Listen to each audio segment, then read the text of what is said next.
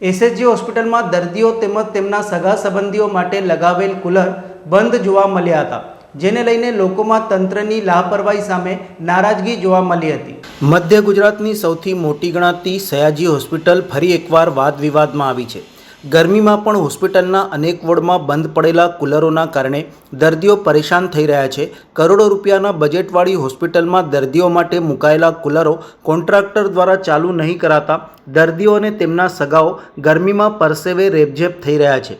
સામાન્ય અને ગરીબ વર્ગ માટે આરોગ્યની સુવિધા પૂરી પાડતી આ હોસ્પિટલમાં ઇજારાના આધારે કુલર મૂકવાની વ્યવસ્થા કરવામાં આવી છે।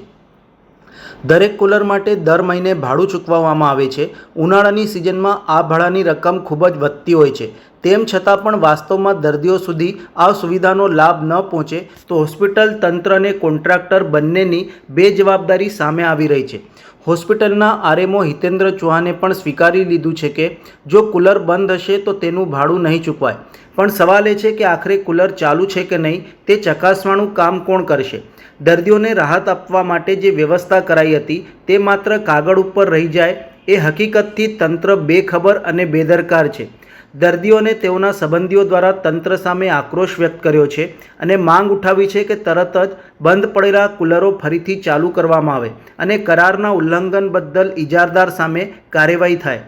સયાજી હોસ્પિટલના તંત્ર દ્વારા ભર ઉનાળે કાગળ ઉપર નીતિ ઘડાઈ દેવાઈ, પણ જમીની સ્તર પર એનો અમલ કોણ કરશે તે સવાલો ચર્ચાઈ રહ્યા છે। પ્રજા ટેક્સના પૈસાથી જો આ સુવિધા ઊભી કરવામાં આવી છે તો તેનો પ્રજાને લાભ મળવો જ જોઈએ, ના કે કોન્ટ્રાક્ટરને। આ ગંભીર વિષય મામલે યોગ્ય તપાસ અને યોગ્ય કાર્યવાહી પણ થાય તેવું પણ લોકો ઈચ્છી રહ્યા છે।